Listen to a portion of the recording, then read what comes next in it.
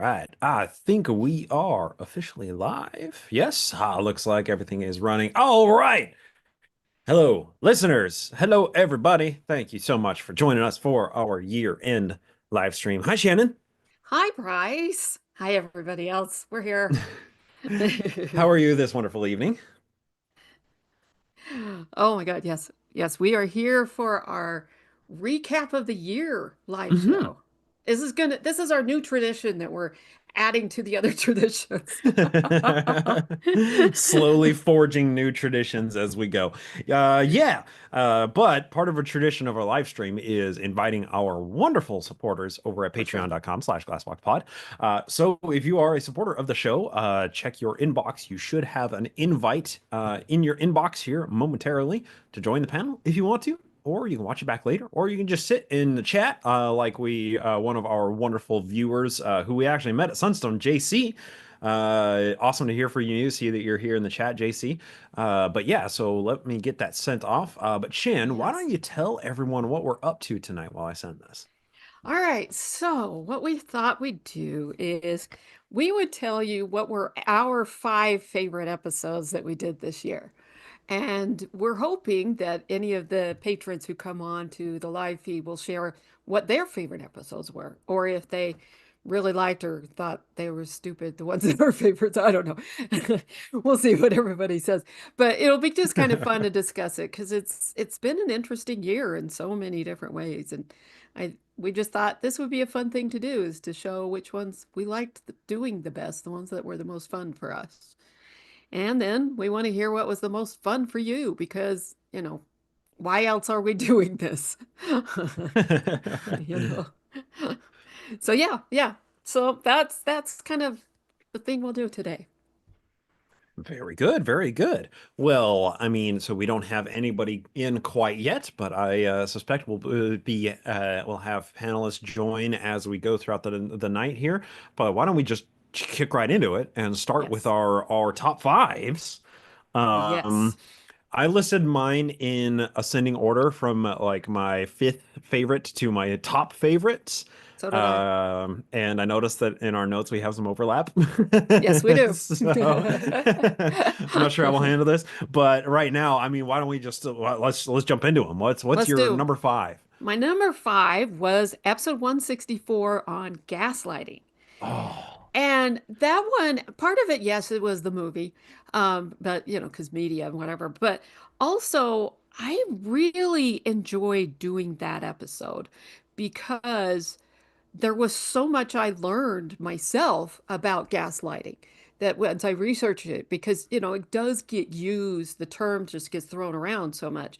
And so being able to understand this is a real psychological term that's been around for a long time, was named for the movie, and it has to do with emotional abuse and emotional manipulation. hmm. And it was so fascinating to watch this movie done in the 40s that exhibited everything exactly. Yeah. Um, Especially, I mean, we've been hearing this term for the last 15, 20 years all the time, and it gets thrown out everywhere. And so to see something from the 40s, I had to shift my thinking, is what it was, about everything with it, and to shift my understanding of what gaslighting actually is, and especially just how damaging it was. So for me, being able to cover that was eye-opening. I learned a hell of a lot from it, and I didn't expect that going in. I think what was so fun about that episode for me was how accurately it portrayed this very specific abusive dynamic that we call gaslighting as an overall umbrella term now. How accurately it portrayed it, and we're watching a film from almost 100 years ago. Right. And that shows how long and storied and how deeply like intrinsic these behaviors are within human behavior and how common and frequent they clearly were before the term became, involved in the movie, or, evolved from the movie. Now, whatever the terminology was used to describe these parasitic relationships before, that now is just we call gaslighting, that they've existed for a long, long, long, long time, long before the movie, and long before, the last 20 or so years that we've been using the term gaslighting in our modern parlance. That, whatever that abusive structure is, like these stories resonate so deeply with us because we see this shit happening all day, every day, all around us constantly. And it's like, yeah, you just took something that I see and put a story into it. You just put different characters in it, but I see it in my life. And it just makes the story feel really real and applicable to everything, everything going on. That's the truth. Yeah. That was such a fascinating one to talk about. It hmm really was. I really loved that episode. Yeah. Uh, and I mean, it was like just the film itself, Gaslight, was just it was so God, that well was done. so good. It was It so well was. done. I It mean, we don't was. have to go and rehash the whole episode, but man, that was just a ton of fun. That one was pretty high up on my list, even though it didn't make my top five. It was definitely in contending. It Yeah. was hard to not include that one. Yeah, for sure. What was Yeah. yours? So my number five was actually episode 149, and that was temples as a national security risk. That almost And made my list. and this was kind of a fun one because there was an AP article that came out in, I think it was 20 or 21, that was talking about the China temple. hmm The Russell Nelson had announced that there would be a temple in China, and then they did a bunch of investigative journalism of what these temples mean and how, and that kind of spawned this. I've just pocketed that link in that article, and like I'm gonna use this at some point, I don't know when. And then of course Rusty Nails, in his 100th year of running the church, his our 100th year of his life running the church, announces whatever 17, 25, 300 temples. I don't know how many he announced that time. It's like it's time to do the temples episode. And hmm I think what was so much fun about that episode for me was because it's the most recent example, and this happens almost every episode with Shannon and I, but when I'm doing a main segment, I'm like, all right, let's plan on, like we're scheduling to record on like Saturday or Friday or whatever, for a Tuesday evening release. And I'm getting through the week, and as we get closer and closer to Friday or closer to Saturday, I'm like, I need another day on this. This it just keeps giving. There's just more and more little rabbit trails that I keep having to like. I need to chase these. I need to find out what.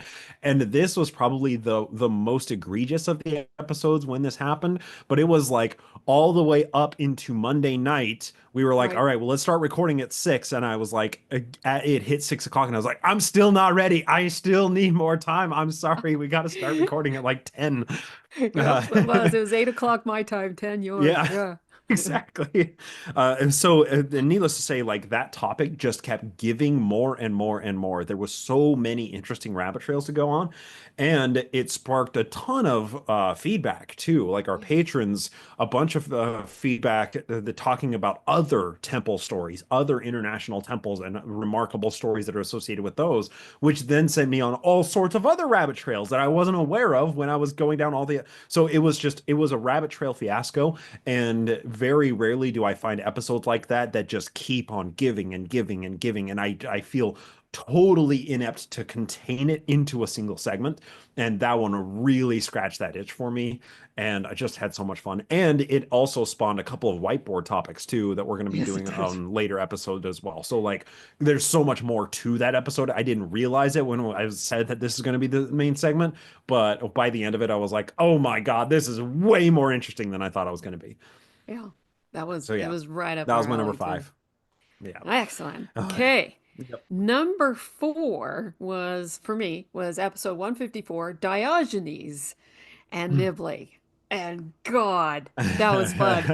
I mean, it wasn't even my part. It was yours of Diogenes.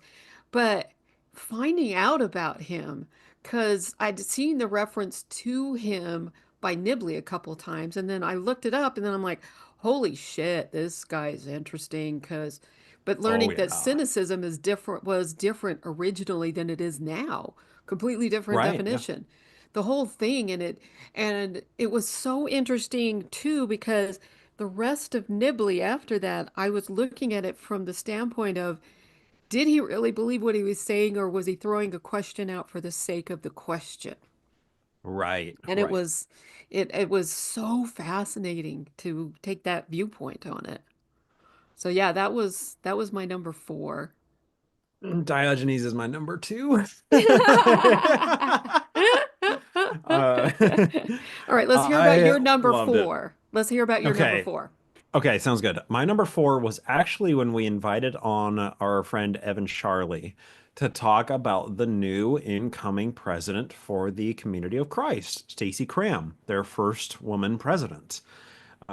Prophet president, their offices are slightly different than the corporate LDS offices. Anyway, um, I thoroughly enjoyed that episode. And we don't do interview episodes all that often, No, but we every don't. time we do interview episodes, I just thoroughly love them. But when we do an interview episode that is also like quirky, crazy Mormon history, talking about like succession crises after like in different faith traditions that we went through in our LDS history was so damn fascinating to me. And it's Mhm. a topic that like I had just kind of a passing familiarity with and did a bit of like prep research before we actually sat down to interview Evan. And then once Evan was there and she was able to give us so much more detail and so much of what's going on. And then more importantly, to tell us about the like current controversies that are gripping the leadership of the RLDS, the Community of Christ Church, and like the social issues that are going on and what the conversations are and what the people think about the different potential next prophets and how Stacy ranked against other potentials was like just really, really, really fascinating to me. As an interview episode, as a history episode, as a quirky Mormon history episode, as like that episode just had so many good elements to it, and I thoroughly enjoyed that. And it was so much fun to like juxtapose the way our LDS succession worked versus LDS succession, and Right. just like how the structures are just totally, totally different, and how much more pragmatic our LDS Community of Christ is versus Oh my just God.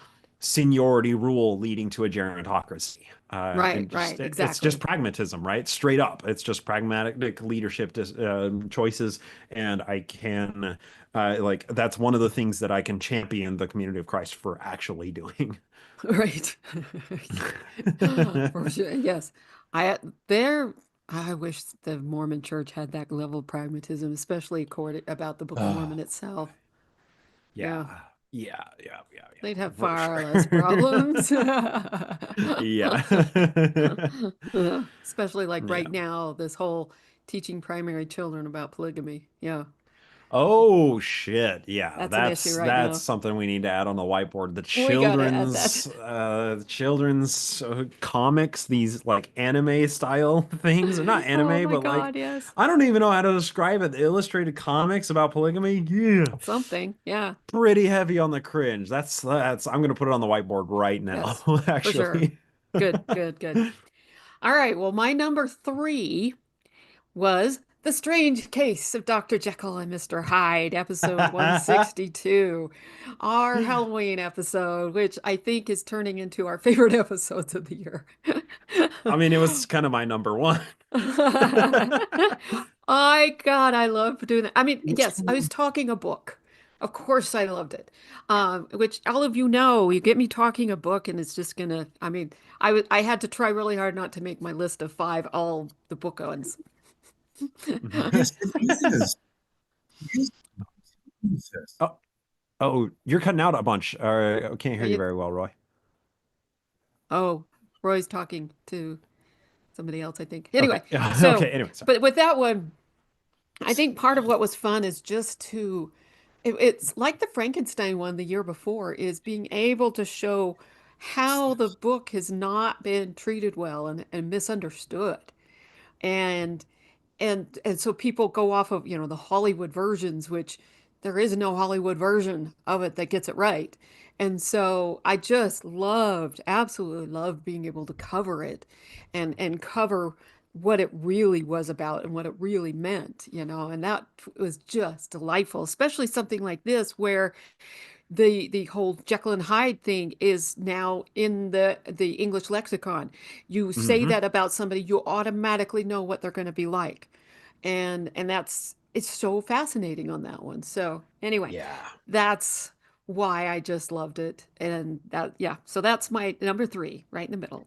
Well, that's my number one. Yes, I know. And so you get For to talk all about sorts of good why. reasons. Yeah, okay, yeah. So what was your number three? My number three was Study in Scarlet. Aha. And this was so I was just as I was scrolling through and just kind of picking and choosing what my favorites were for whatever reasons. I clearly have a bias of like episodes that I really, really enjoyed doing the research for, that those ones kind of tended to jump up ahead, as opposed to ones where Shannon was doing the main segment. But this one was just an awesome, fun episode. And more importantly, like so many listeners, like even pre Shannon and I on Glassbox, like all early Naked Mormonism days, I remember listeners sending in email like, "Hey, you should talk about Study in Scarlet. Hey, you should read this." And it took me this long to finally do the thing, and it shouldn't have because it was such a fun book. It was such a fun episode to do. I enjoyed the hell out of doing that. And like it was just fun to like dive into the history of like the Mormon drama narratives that were going on and like sensationalist Mormon narratives and polygamy and the way that like popular media and culture at the time was dealing with the Mormon question in the 1870s, 1880s, 90s, and then up to the film adaptations of it. I just loved learning about that because look, like I love studying Mormon history, but I also love to study like the history of the way that Mormons are dealt with and like the way that other people talk about Mormonism and Mormons, and that just was a confluence of a lot of really, really fun subjects. And yeah, I mean, it was a really, really fun book episode. Like, I love doing book episodes. So Well, yeah, the yeah, other yeah, yeah. thing too with that is Sherlock Holmes is such an icon as it is.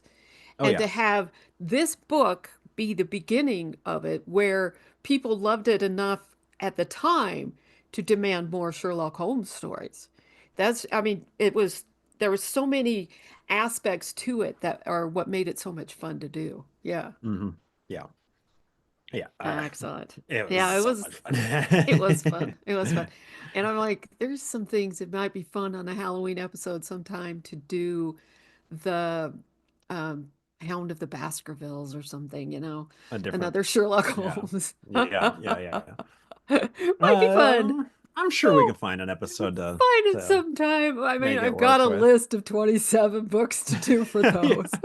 I mean, I have so like on my screen, I have like the Zoom window here, and then behind it, I have our whiteboard, and the whiteboard spreadsheet has four different tabs for the main show, media of great price, and then the book deep dives. So like, yeah, and then we also have our spreadsheet for just like movies that we want to watch, not associated with the Mhm. show, just for fun that just Shannon and I like to watch. So like, you know. Yeah. The whiteboard document, the whiteboard spreadsheet is growing a lot faster than we're crossing shit off of it. So Yes, it is. that's kind of fun. Every time we cross one off, we've already added five more. Yeah. Yes, It's not a sustainable ratio, really. it really is not. No. I'm like, yeah, we're going to be doing this for the next 30 years. Okay. Yeah. I mean, I'm down. I'm into it. Hell There we yeah. go. Yeah. Okay, so Let's my see. number Hang on. two. Oh, Before wait. before that, Roy, is your mic working now? Is it working? Everything good? His mic is turned off, but yeah. Okay. There we go. Let's see if that works now to unmute it. All righty. Yeah, it seems to be working Hey, now. Sorry. It's there It we okay. wasn't go. working on my end, and my wife is the our family IT person, so Okay. I can do I'm that on my end. Yeah. Got Okay. it. Oh well, awesome to see you, Roy, and then Julie, you're here as well. Awesome to see you as well. Welcome to the stream. Yes. Yeah. So Shan, number two. Okay, number two. My number two was episode 151, The Women's Room by Marilyn French. God, Yeah. I love that book. You gave me that book. You sent it to me to read Hmm. because you were like, you have to read this book. And then I'm Yeah. like, yeah, we got to do an episode on this. that, I mean, already just if it's feminist literature, I'm going to like it anyway. Um, and getting something like this, which is such a big part of the history of feminist literature, that was so fascinating. I love being able to read it. I love talking about it. And it's such a different form of writing as well. It's not one you commonly see. And that's delightful. And I was so glad because I don't remember if I mentioned it. I know it was on that list of that really brief overview of feminist literature 101, where Hmm. you're trying to convince somebody to take the class, which would be 4-year program, you know, that I did the year before, but it was part of that list as well as some of the key points of feminist literature. And that one, it was delightful to talk about. It was delightful to read it, as painful as so much of it was. And the style of it was so well done. And seeing these snippets into people's lives then of that time period and everything else, I was just fascinated. There was much to get from it, much to show. And so, yeah, that was one I really loved being able to do it. And I was so happy that you and Annie gave me the book. Yeah, well, let's just throw props Annie's way, right? Because Hmm. both Women's Room and Gaslight were her suggestions of topics, and it's like, yeah, both ended up.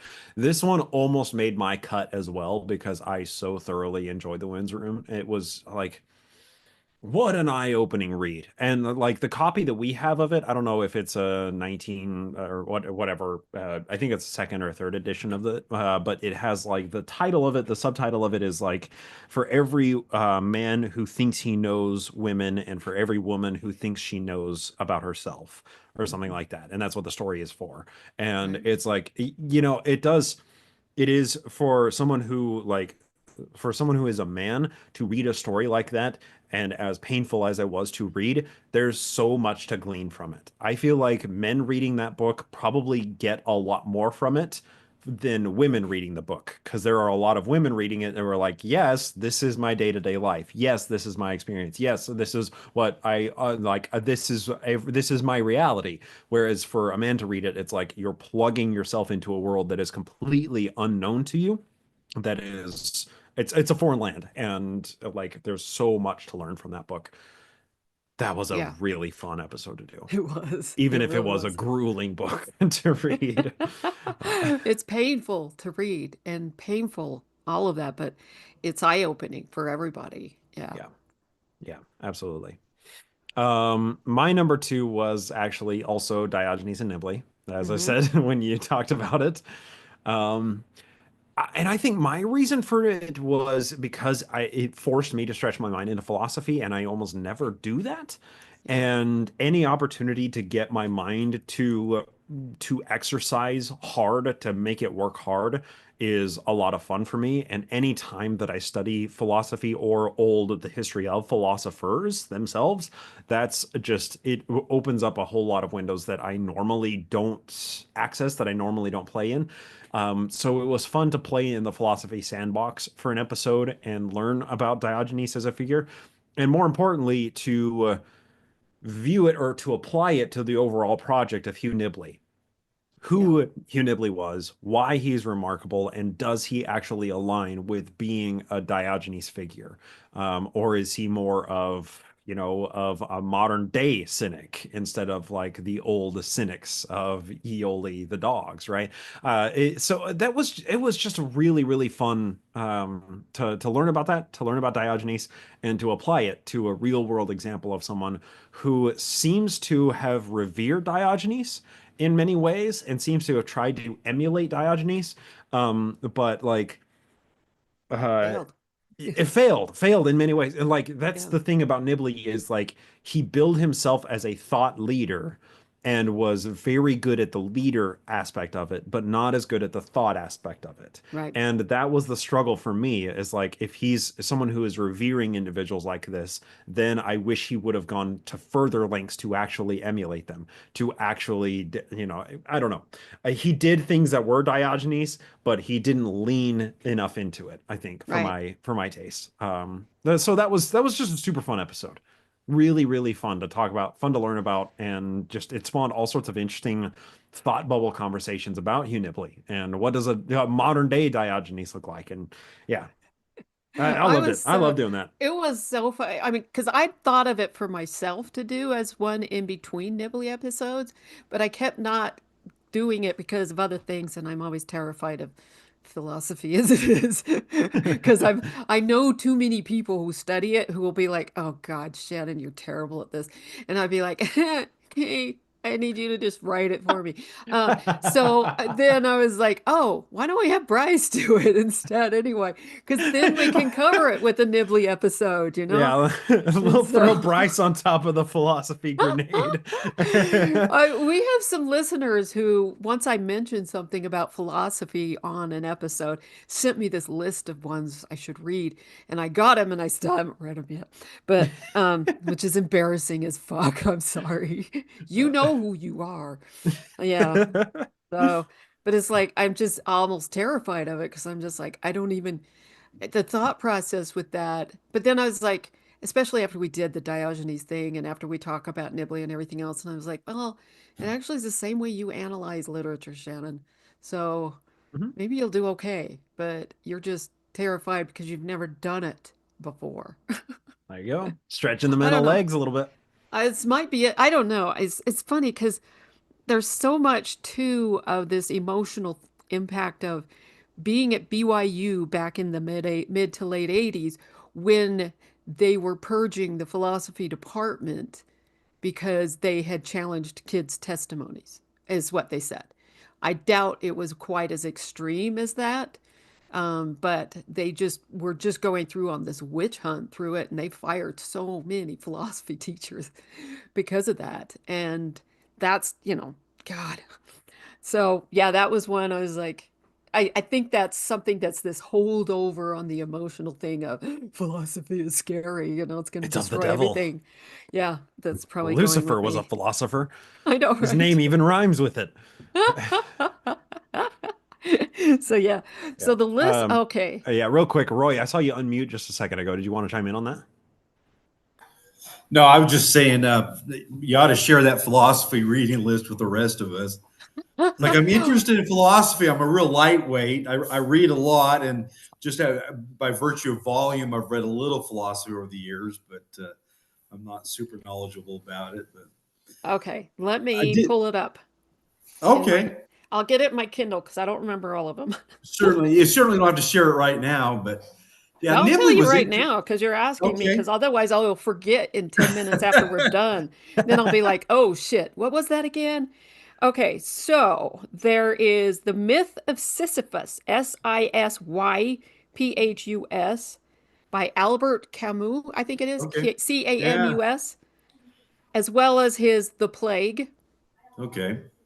God and the State by Mikhail, I don't know how to say that. I think it's Bakumin. I'm looking Okay. at We it really couldn't. small Yeah. on my Kindle, sorry. And then there's by Arthur Merman, there's I think it's The Cave and the Light. Those are the Okay. four that were told to me to read first, and I those are the four I got. I can't remember what the others were. Okay. I think Excellent. this if that person is watching and he knows who he is, he'll tell me if there's others. He'll be like, Shannon, you haven't read those yet? What's wrong with you? He's somebody who tags me a lot in posts on Facebook. You knows who he is. That's all I'll say. I won't name his name because, that's not fair. Anyway, okay. Did you say you Excellent. had this was a tie? Number two was your tie? Yeah, well, so I kind of cheat on number two because I think that the episode that we did after it about what makes a genius was like related, but not, it wasn't the same episode. Very, like, they were very different episodes, but I thought that was a really, really fun episode as well.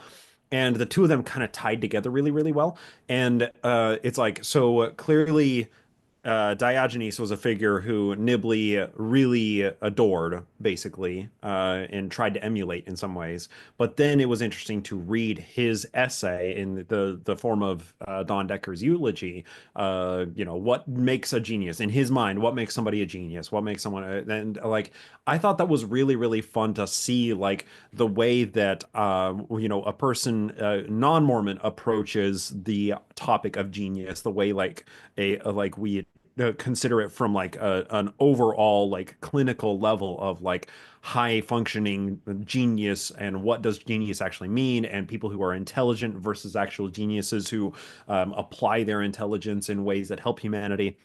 And then seeing what Nibley saw as a genius, basically like somebody who just does whatever the fuck they want all day, every day, and reads a lot. That seems to be his definition of genius. And like the way that the dissymmetry in, or the asymmetry in the approaches to genius there, I thought that that was really fun and even more revealing of the mindset of Hugh Nibley.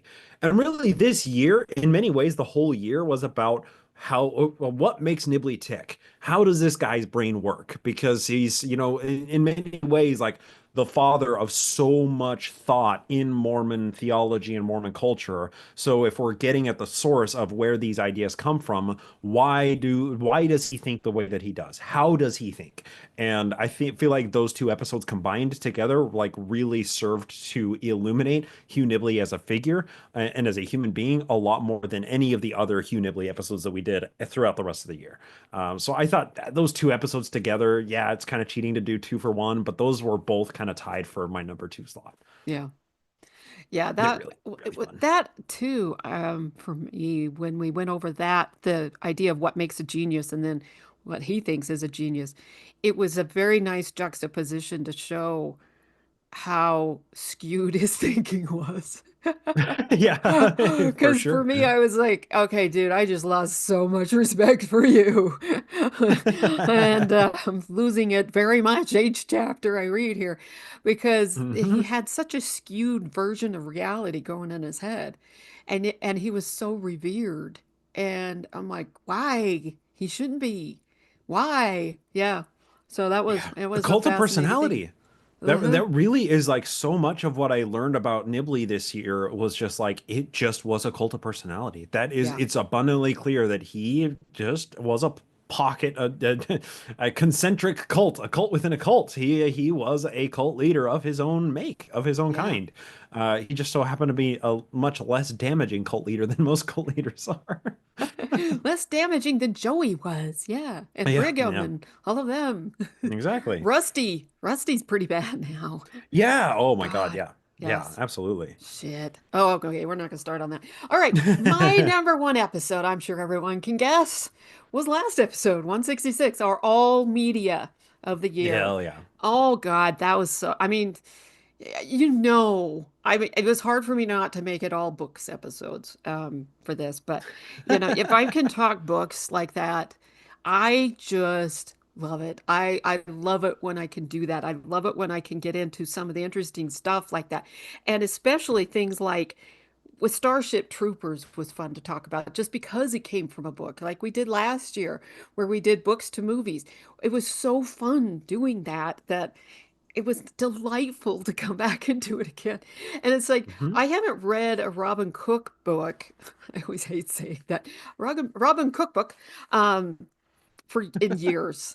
But to me, he was always the medical thriller writer. It's like John Grisham is the legal thriller writer, and Cook is the medical thriller, and that kind of thing. Stephen King is just the horror writer, you know. So it was fun to go back and read him again and to remind myself of why I've always enjoyed his books.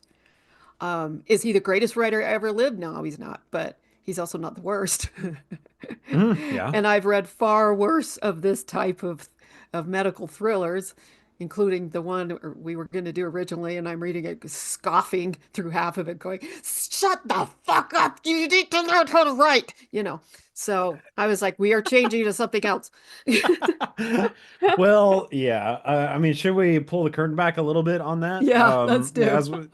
Yeah. So we were looking for a book that was something related to medicine and, let's Pharmaceutical just say companies. CEOs getting shot in the street, because we wanted to find a story that was applicable, that was Yep. subversive.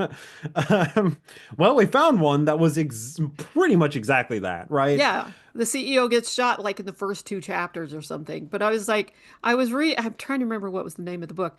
I was really happy I got it on Kindle Unlimited and didn't pay for it. But I was reading along and I'm like, okay, it's pretty fucking obvious who the bad guys are all the way through. Good God, this guy is so focused on how the women look. What the women look like. He can't stop describing this woman's body Uh, or that woman's body every single fucking time she's on the page.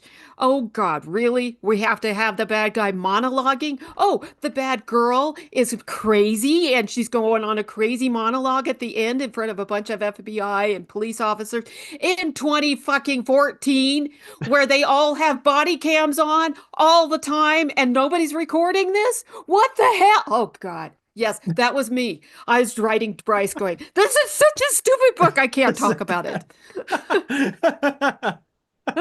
So yeah, so Shannon got all the way through it and I was like, fuck this book. And I was like, We're not okay, doing this book. We're let's getting a do a different different one. book then. So then I looked up Robin Cook. I was like, okay, I got to find something from him. Yeah. And because I It mean, ended up this being the right one, choice it too. was definitely the right choice. And the one I originally, God, I wish I could remember the name of it. The one I originally read was on this recommended list of ones about pharmaceutical companies being the bad guys, which is what I was looking for, and oh God. So, and these came out the same year. They both came out in 2021. Yeah. So the other one, like, it's one of those cases where it's a great storytelling Hmm. idea. It's a great It narrative. was. The whole thing is good, but then the writing itself just, bleh, Sucked shit. just I mean, falls it was flat. the guy's first book he ever wrote. He spent 40 years working for a pharmaceutical company, so he had all these ideas percolating in his head, which happens, and that's great. And every reviewer, because it had great reviews on there, but I'm like, yeah, every reviewer on here is your friend. Yeah. This They is were all, exactly how pharmaceutical companies work. And I'm like, good yeah. God, you worked without. Yeah, So I they used were to his work with him. colleagues, not just his friends, but his Exactly. colleagues. I mean, there's one on there. He's like, I used to work with him, and I can tell you, we've seen all of this. And I'm like, oh, fuck you. Talk about the writing. And I was like, I really should write a review of this. Give it 1 star because that's the Balance it lowest a you little could bit. give, and say why, which is what I also do. Anyway, I was irritated as hell. Yep. I really was. And so it was just, oh my God. Every bit of it was so blatantly obvious. And I was like, this is not a thriller. It's obvious. Right. You can make a good thriller where you know the ending, like say the movie Apollo 13. Everybody knows what the hell happened there. It's still a good movie. It's still Yes. anxiety It's provoking. It was still still anxiety. intense. Yeah. Oh my God. Yeah. Or The Breach about the FBI agent. That one, I mean, this even says it at the beginning of the film, and you're tense the entire way through because they did such a fucking good job of it. Okay. I will stop diatribing. Well, let's just say we're a little motivated about bad books, okay? So we covered fun ones, but it was also fun to cover classics, which I love being able to do. So covering Fahrenheit 451 and being able Yeah. to say this is more than just burning books. This is about why they're burning books, why Yeah. they ban them, why, this is banning books to the extreme and why they do it and how they do it. An Animal Farm. This was my first time reading Animal Farm. I hated 1984. It's one of two books I've ever thrown across the room when I finish reading it. 1984 is because there's no hope at the end. I need some hope, you know, but it's Well, oh my God. Okay, yes. so flipping that. because I wanted to do Farm because I had read it last year and I was like, oh my God, it's a good book. It hurts, but it's a good book. But I was like, I reread Animal Farm for this because like, I mean, I wanted the book to be fresh, but also I was like, I need to have in my mind 1984 while we're talking about it. Because I had never read 1984. So I did. I read 1984 along with Animal Farm in prep for it. And I never understood why Shannon threw the book across the room until I read 1984, and I was like, fuck, there's no hope. I wanted to throw Right. my phone across the room.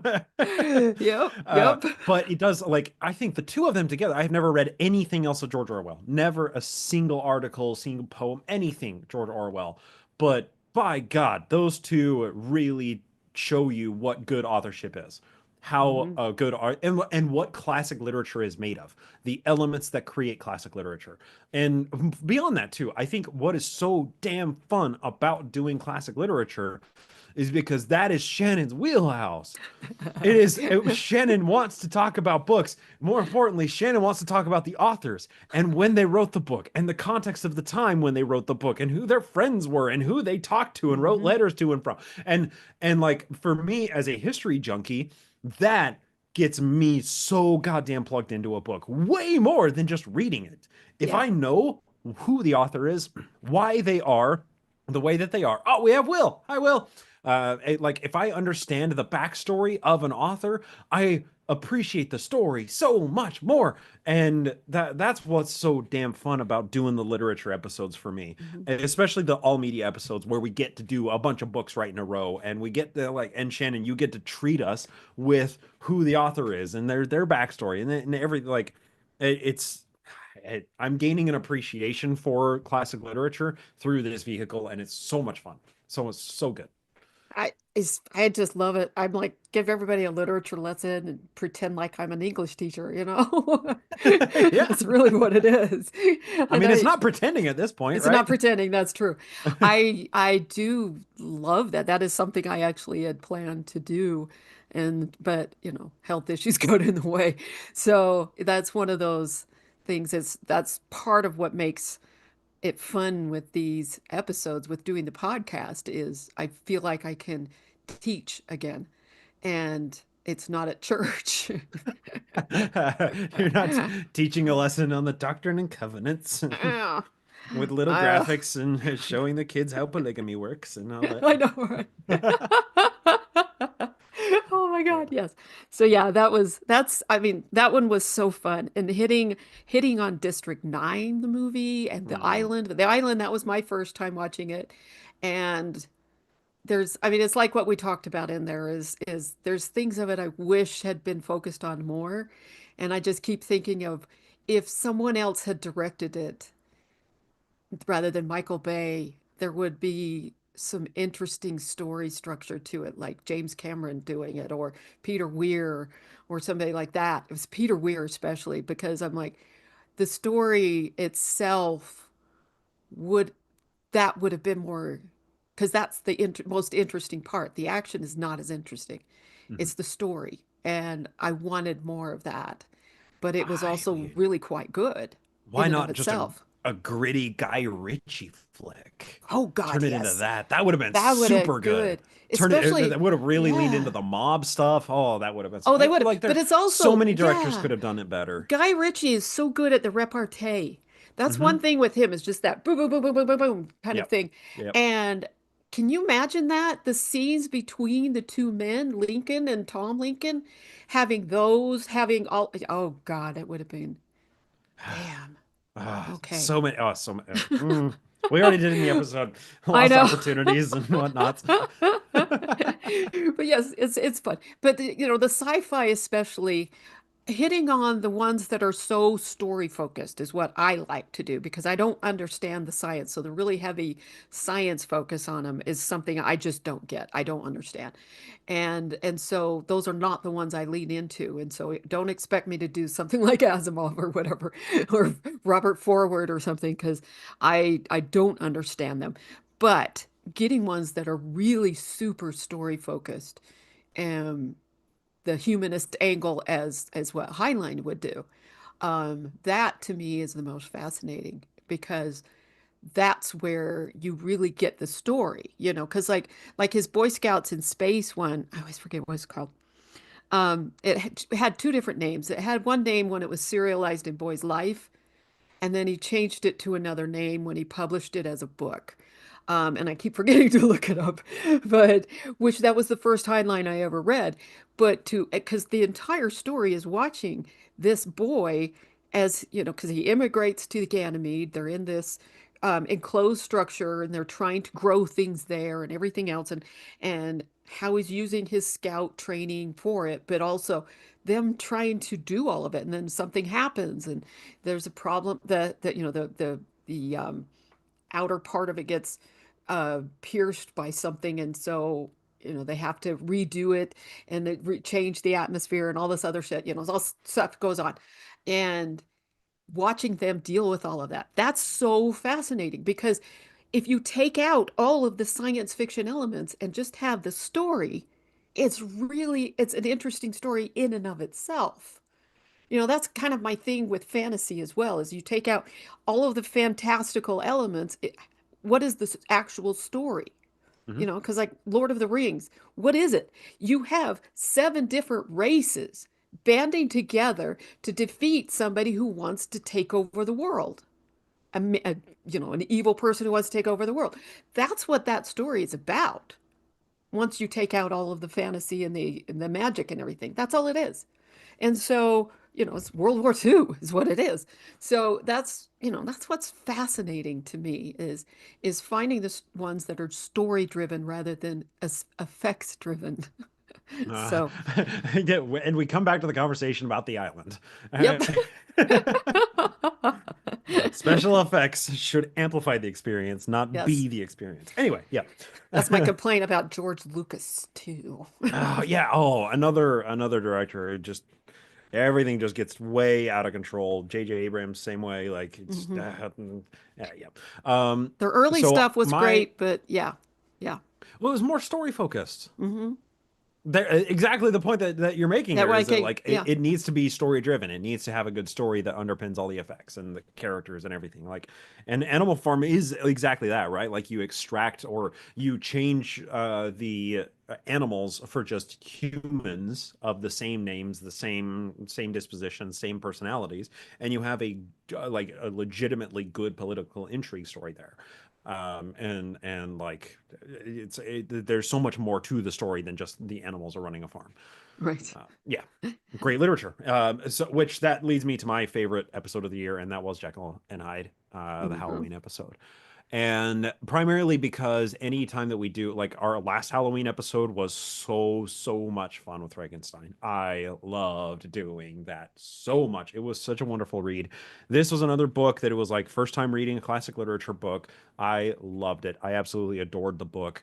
Film adaptation, I shared my problems with it on the episode. It was not a good film, No. but the story in and of itself, the story is a really goddamn good story. Yeah. And once you remove the elements of it, of the supernatural or the alchemical in this space, the alchemical elements from it, and just look at the story that underpins it, it's a damn good story. It's a Right. descent into madness. It's the last act of a hero to protect everyone else from the villain that he's becoming, and like there's so many good elements within it that make it a deeper story and make it great literature. And I've learned so much great literature this year thanks to Shannon, and it's just been a ton of fun. But I also really, really, really enjoyed on that episode sharing a metal album for media. Because that's something that like I don't ever find an opportunity to do. It's one of my deep passions is metal music. Like it's deep, deep, deep, like from a very young age, one of my earliest passions, and to be able to share that passion in a space where people the feedback we got actually was generally pretty positive. I mean, I was Was. expecting some people to say like, oh, never do that again, I didn't want to listen to that, or like I had to skip past the music, it was too angry or whatever. I was expecting some negative feedback and we got none, and I was genuinely surprised by that. It was a Yeah. lot of good positive feedback. And like that album, I still listen to that album probably 2 or 3 times a week because it still is just like it is that good. And I was listening to it more than that before we did the episode on it. And I will continue into 2025 listening to it probably a few times a week because it's Mhm. just that good. It And is. I Yeah. love the story behind it. You remove all of the effects, all of the drums and all of the guitars, and you look at just the lyrics and you realize how deep of a story there is there, and then the effects, the instruments, add to the story. They are additive to what the story that the lyrics are telling, and that is just such a beautiful experience. And so that was that was a really special Halloween episode for me. That I was really fun. thoroughly loved it. And it was, I mean, we were able to take a step away from anything Mormon related and just make it Halloween and just kind of step, into a zone that's not our regular space and just kind of play in that for a little while. And those episodes are always fun for me. But this one I think really stood out as like great literature, great stories, and just so many good things all converging. I loved that episode. Hmm. And that's another thing too, because you talk about me teaching you to appreciate literature. You've taught me to appreciate this type of metal music Hmm. because I never listened to it before. Yeah. I would listen to like a lyrical metal, but not the screaming, guttural screaming kind. And that was something you taught me, and that's been nice because I've gained a much greater appreciation for it over the last few years because of you. So, Yeah. yeah, Well, you're also a bit predisposed to appreciate metal music than I think a lot of people are because you enjoy classic music. You that's true. enjoy complicated compositions, like really, really music. Like when music talent is being expressed at its highest level, that's something you appreciate just inherently as a musician. So when I can share other like really, really technical and really advanced metal with you, there's a lot of overlap, right? Yeah, When musicians are playing at the absolute pinnacle of their genre, when they are the best of the best, when they are truly doing something innovative and beautiful and unique, like that's something that I think, regardless of whatever genre you listen to, that you can appreciate that. It doesn't matter if that's a country music star, it doesn't matter if it's hip hop, it doesn't matter what genre you listen to. When you find someone who is like making a name for themselves and really like pushing the genre forward, it's like, damn, I can appreciate that even if I don't listen to this stuff. excellent. Yeah. Okay, you friends who've joined us today, you need to tell us what were your favorite episodes this year. We may be doing a little bit of market research right now as well, just so we Yes. know what what episodes we're going to do for 2025.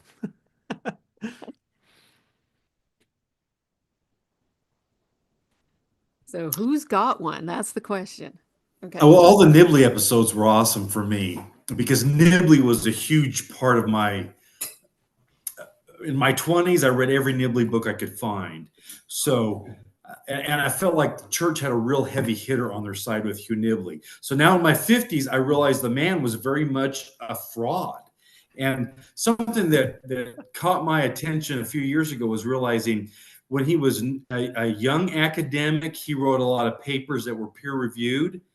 But as he got older, he just starts writing stuff for the Ensign. He's writing Egyptology articles to an audience that knows nothing about Egyptology, for instance. And you realize instead of being a powerhouse in academia, uh, he was pretty much disengaged with academic community, outside of BYU. It seems like. Um, a few years ago, I heard Ben Park. I don't know if you guys know Ben Park, but I heard him talk about the fraudulent apologetics of Hugh Nibley, and I thought that's interesting because, in retrospect, that's really what he was doing. He was trying to be a big fish in a small pond, writing about things that he knew that the vast majority of his readers knew nothing about. They would never be able to contradict anything he said. And so kind of deconstructing Nibley was kind of a big part of me just deconstructing Mormonism.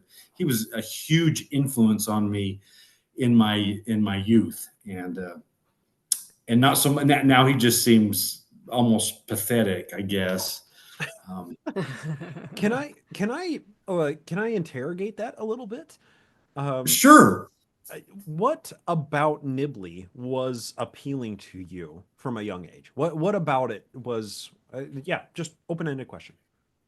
Wow, because it seemed like Mormonism could really stand up to scrutiny. And it seemed like there was really smart people. Nibley seemed to be the first, but all of Farms, it seemed like wow, critics brought up ideas, and these very smart academics just shot down these anti-Mormon criticisms, shot them down in flames. Um, and now I realize a lot of those apologetics were weak, if not fraudulent. I mean, some evidence was just completely fabricated, and then a lot of other stuff is misrepresented or incomplete. But Hugh Nibley, here's a guy with a PhD that just seems to have spent his lifetime just digging up evidence that the Book of Mormon was true, and um, he would find all these weird things in apocryphal writings that seemed to uh, to confirm what the restored gospel taught. Never mind that 99% of the stuff that you dig up in the Dead Sea Scrolls or Nag Hammadi or whatever, the vast majority of stuff does not in any way support the narrative of the restored gospel. But he would dig up these odd little factoids, and they all seem to show that that Joseph Smith really was restoring lost truths. But knowing now that I mean, a whole lot of his footnotes just seem to have been, if not sloppy, just outright fabricated. I mean, people look up some of this stuff and it doesn't have anything to do with the subject matter. And then when I got a little bit older, I started realizing, like, he talked about mysticism, and I thought, man, he's saying stuff about mysticism that's just simply not true.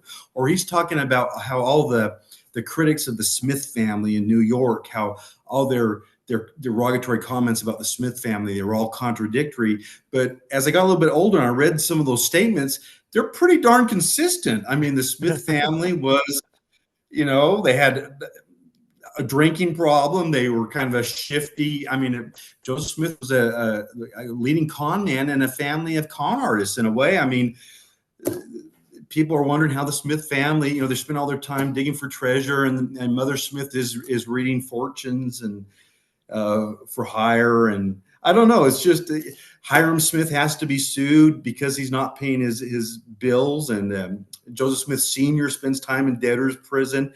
I mean, and you've already talked about the hatchet job on Fawn Brody. I mean, Nibley looks really good until you start looking into his footnotes and so on, or reading Fawn Brody for myself, and I realized, wow, Fawn Brody's actually awesome. I mean, a lot of the stuff she was talking about decades ago, I thought was new scholarship, and to find out that she had put this in book decades ago was pretty illuminating to me. So, yeah, Nibley does not, like the church itself. Nibley does not stand up to much scrutiny. No, nope, he does not. Yeah. Well said. Yes. That's very illuminating. Thank you for sharing all of that. And Farms is the same way. Exactly. A lot of the whole farm stuff. The one thing that they hit bullseyes at is talking about textual parallels. But once you realize Joseph Smith, for example, chiasmus. Chiasmus were not new. The term chiasmus is new, but Joseph Smith in his day could have gone to a Bible commentary and found inverted parallelism, I think is the term. So those things were known. It's just the terminology chiasmus is new, but a lot of stuff Joseph Smith put in the Book of Mormon, he could have just found it in Bible commentaries of the time. And we know that the man actually read a lot. He was curious. I know we've got a Nauvoo era list of books that he donated to a library, and he liked to read. He was a smart guy. He was a self-taught guy, but he was a smart guy. But yeah, it's I've got shelves full of books of evidences of the Book of Mormon, and just church doctrine, and now most of that stuff's probably just an embarrassment to the church. I mean, that stuff is easily disproved. A lot of times, stuff was just completely made up. It's amazing. Fascinating. Yes. Wonderful. Real quick, I see JC chimed in the YouTube comments section saying I like the general conference episodes. The insider speak translation for me as a Nevermo and them saying the horrible stuff out loud. Thank you for suffering for us. Which, You're welcome. bellissimo comment. Absolutely. You are more than welcome. And that's one thing that we do try and do with those general conference episodes is translate them and make them accessible to people who have no idea why Oaks is such an infuriating speaker to listen to, or why we get enraged every time Wilcox takes the stand, or whatever. So yeah, those are the least fun episodes, but the most fun or most downloaded episodes. So we Yeah. keep on doing them. Oh God, that is the truth. That's where it gets interesting because we're always like going into it going, oh fuck, it's that time of year again. But these are the most downloaded. Yeah. We better keep it up. And traditions. We are making traditions, and this is now the longest running tradition that we have. So It is. we gotta now. It's funny though because I mean I've seen these cartoons of like SpongeBob cartoons, somebody has put together of how Mormons will watch conference and how non-Mormon or ex-Mormons do. The ex-Mormons are there looking at the whole thing and it is absolute truth because the only other time I ever took notes of talks and general conference was on my mission. And that's because I was required to. And I've never focused on it ever before, other than my mission, as I do now for the podcast. Yeah, But for me, it was only during seminary assignments when yeah, seminary teachers would assign and want us, and the school day after general conference. It was always that was all we talked about in seminary. So our teachers wanted us to have something prepared, and like, yeah, that was the only time I ever even paid a little bit of attention to general conference. That was it. right. Aside from that, no. Yeah. Do anything possible to take my mind off of the talking, babbling, white, old, crusty heads on the screen. Anything to get my mind anywhere else. Yeah. Yes. But that's why I like the conference episodes is because I think I made the joke on an earlier live, but like I only trust Mormons that sleep during conference and don't take notes because like the where they're going, it's like the whole ship is moving around them and they're just like in the bottom of the ship, uh, cruise ship, like um with no window, and so they don't know where the church is going, but to having like a very critical, cynical, skeptical rehashing of it in detail that you guys do, it kind of number one, it like reports what the actual kind of like uh, tells that they're doing of how they're managing the business, where they're going, what emphasis on, like one thing that I pay attention to is like who the audience is. Like a lot sometimes you'll say the session, but like sometime during the talk you'll be like, um, the audience here would be like older, the older generation or something like that. And that helps me kind of like understand like, okay, well, it's really just, I just use it to like, when I go back to family so that I can like, um, LARP alongside without, um, rocking the boat. Uh, and, so I really like those. But then you guys also like will make predictions of like, I think this is where the ship is getting steered. And then that's something that like I watch for the next session, so if it's the most highly downloaded, I think that's because there's a lot of value. And that's the value that I'm getting out of it. Thank you. Wonderful. Appreciate Thank it. you. Yeah.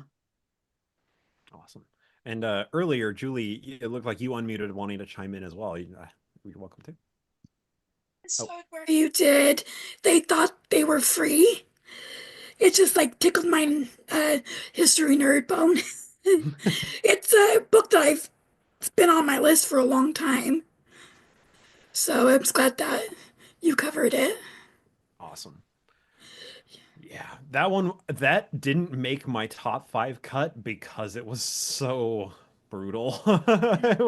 It was such a hard episode to do. That book was such a hard book to read. But yeah, it was just like Animal Farm, where it's hard to read, but you're glad that you read it. Yeah, I really enjoyed that episode too. especially from that time in Europe, World War II and before, and so I loved it. Say that again. You cut out at the first Oh, part. yeah, I like history, European history, early 1900s, so I really enjoyed it. Good. Awesome. Very cool. Yeah. Reading more of JC's comments on the YouTube page as well. Terrifying. I've been studying so much and listening to Exmo content and reading, and I get so many insider references now. Probably should have been studying something more useful like Russian, winky smiley face. I mean, well, I think it also depends on where you live. If you're someone who is, you live in a high Mormon population area, it's probably not a bad idea to have some Mormon jargon under your belt. Who knows? It's like, what's going to be more useful to you? How often are you running into, Russian expats that you want to talk to and have a conversation with versus, your everyday average Orthodox Mormons? So, Right. useful Yeah, is a relative term, I guess. yeah. Of course, there was the episode where Bryce couldn't swear. Oh That was my fun. God, I forgot about that. Yeah. Holy shit, that's right. Oh, that was so funny. That was exhausting. I was glad I didn't lose because I didn't think I'd make it through. I say fuck too many times. Yeah. Yeah, that was a I fun one forgot though. about that. Oh dear. Okay, yes. Yeah, that was a good episode. Um, I don't even remember what the topic was. It was just that you couldn't swear. that was the only thing I remember from the episode. That's it. Yeah. That's all I got in my head. Oh my God, that was funny. Yeah. Oh, yeah, I guess that I was our first remember. episode of the year. I think it I was. think it was. It was very, The very early candle on. thing, Christmas time. So Yeah. Yeah. Yep, probably. yep. And I'm trying to remember what the challenge was for you, because it was like that was a challenge that you had for me, but then we had a bunch of people put in a challenge that you would have to do if you lost, but I can't remember what it was. Yeah, I don't remember. We had landed on something that's what it was going to be, but it's a year ago. I can't remember 10 minutes ago. So I remember there it's was a gone. you can't mention Pride and Prejudice, which I'm like, you can't do that to me. Those come in every fucking episode. Literally every episode. But I Yeah. can't remember what it was. Yeah. There were some crazy ones. So I think what we also want to do is talk about 2025 and episodes for the future. Yeah. Because we have, of course, we're going to be doing our traditional episodes that we've talked about here, our Halloween episode. We have our Pride episodes, obviously, our year-end media roundup episode. So we're going to be doing our traditional episodes. Black History Month, obviously, we have an idea for that. But we're also curious, if there are anybody or any ideas of episodes that people are wanting that we haven't done that they want us. They want us to want to point our brains towards specific topics and let us know what those are. We are always open to suggestions like that. So of course, panel, if you have any suggestions, sure. But I mean, I can take the lead here. The first big episode that we're going to be doing is going to tailor into the end of Black History Month. It's going to be our next series episodes, and it's going to be on the death penalty and on Mormonism and how the death penalty is dealt with and treated theologically, culturally, and legally. More importantly, legally in Utah. There are a couple of books that have been written about the subject, but more importantly, we also want to survey our listeners and say, what do you think about the death penalty? Because I've pretty much, as my entire adult life, I've been a pacifist and against the death penalty myself. And I don't remember ever a time that I was ever for it. But it's also a subject that I know that reasonable people on different places on the political spectrum can have reasonable disagreements about. So it's something that I think would be an interesting series episode to dive into. Right. And more importantly, or more not importantly, but more topically, focusing on the way that the death penalty has been used in Utah.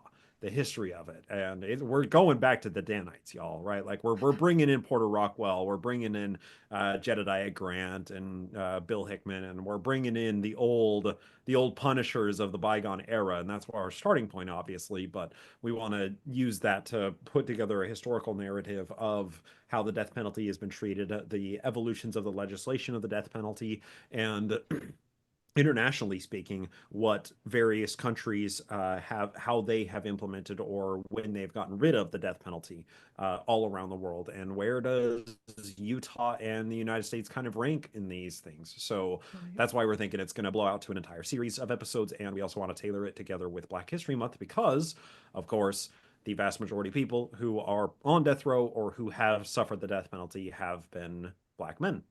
So that feels like an appropriate subject, even if it's not the most uplifting subject. That is looking like our quarter 1 of 2025 series episode. Yeah. You guys And have then, been planning for it for a while. yes, we have. We really have. We've wanted to do it for a long time. We Yeah. have for the last couple of years. It's just my life shit got in the way. Well, Yeah. and that's another thing too, is when the federal ban on them was lifted, Utah was the first one to have another execution, and that was Gary Gilmore. And so, yeah, it'll be good to talk about. Yeah. See another Uh, comment from JC. Just finished the sort of Laban book by Bill Moraine. Yeah. The author's assessment of the effect on Joe Smith's typhoid infection and horrific surgeries on his psyche and life. Speculative and fascinating topic. Yeah. Excellent, excellent, excellent book. And written by someone who was a trauma surgeon, or trauma anesthesiologist. I can't remember what Bill Moraine's specialty was, but is that the name of the book? The yeah, Sword the of Sword of Laban? Laban. Yep. Oh, You Sword of have it, Laban. don't you? Don't you have it? Yeah, it's if you give me a second to locate it on the bookshelf, I'll pull it down. Mine is right there. Oh, yeah, that's actually there. It is. Joseph Smith Jr. and the Dissociated Mind. Yeah. So that's the book right there, and I'll talk. So hopefully the camera will shift over to me. But yeah, that is Joseph Smith and the Sword of Laban, Joseph Smith and the Dissociated Mind.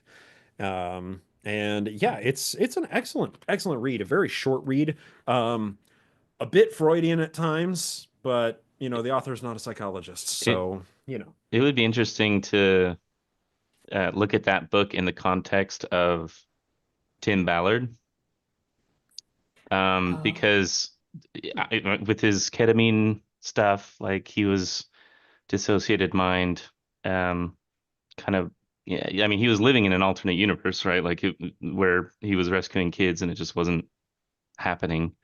Um, but yeah, it would be cool to see if there's any insights there, JC, if you want to Tim Ballard comment. would make a good episode if you guys want to go down that route.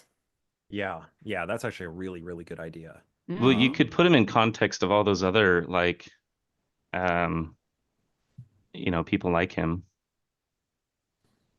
and that way it's not a like episode du jour thing about Tim Ballard, because there's like a lot of people following that court case, Well, in some ways, it could be expanded even further than just Ballard and just talking about, individuals who occupy a totally different reality, like the Daybell murders, right? Like that's a very, very uh, acute example of people who are living in a reality that is not the reality that most everybody else is experiencing. And I don't think that is like that's not clinical dissociation, right? Like at least from the clinical dissociation that book talks about, that's more as a trauma response, a survival mechanism. I'm sure there are similarities in the mechanisms that the mind is using to dissociate, to pull away, and to occupy a different reality. I'll probably have to ask JC about the neurology of this stuff, but that could actually be a really, really fun that that episode. that's the melted Mormon male brain syndrome, like totally, like that, where you're, because that, like they all, it's very similar. At least the parallelomania is baked into me, and I wish it was just that, but like I totally recognize a bunch of patterns in these men. I mean, even Hugh Nibley in a way, because like, sorry to connect it back to what Roy's comment is like it felt like it was a trump card. Like when my aunt was talking about Hugh Nibley, it was like any concerns I had, Hugh Nibley just trumped it out. And I'm not, I mean, yes, also with Trump, it's the same thing, but like in the context of Hugh Nibley, it was like, but he was so dedicated to, he like Bryce, he was lying when he said when he started from that conclusion. He just like chose to start from that conclusion and then just decided that that was real and then was like living in this alternate reality. But he knew it was a lie. And yeah, I think that all these dudes have it because I feel it's so easy for me to imagine uh places like that and then and so I feel like they all get this little warped brain going on. Yes, for sure. I am putting that into the show notes here. This is, or into the whiteboard, right? This is the entry for the whiteboard spreadsheet. Milton Mormon male brain syndrome, dissociation, sort of labeled by Bill Moraine, alternate realities, suggested by JC and Will Matheson. Sorry, Will M. So like that's actually a wealth of fascinating topics to dive into. And I'm sure that we could maybe even tap like Natasha Helfer and see if she'd be willing to come on and talk about things like this and actually get leverage the expertise of mental health experts and and neurologists, people who know the mechanics of the brain, why the brain does what it does to do these things. That's a great episode idea. I love that shit. I've got an idea. I don't know if you could make a whole episode out of this, but I am curious. Everywhere I've been in Mormonism, there's always been a whole lot of members of the ward or branch that were firm believers in pseudoscience when it came to rejecting modern medicine. My little branch in Alabama has had two members that endangered their own lives or the life of their child by not going to the doctor until they became critically ill. There was a young lady in our branch that had appendicitis, and fortunately, it didn't get really bad. They waited a full week before they took her to a doctor because they were so convinced that priesthood blessings and herbal remedies could cure her. And is that a thing everywhere in the church? Or is it just happens that? Okay, because in Idaho, Utah, and now in Alabama, I see a lot of that, and I just didn't know how ubiquitous that was. It's and I why know, Shannon, I know you have a Utah. little background with There's like essential like oils and essential. Yeah. there's some Yeah. there's some of that going around. Yeah. Oh, not even some. It's a lot. Yeah. Utah is the capital of the world for the essential oil industry as well as these herbal remedies industry. And it's Mormons who really push it. Orrin Hatch was really big into that too. And so, yeah, that's a Mormon thing. And it's this belief that the priesthood could cure everything. Yeah. That's a good idea, actually. That's I guess great idea.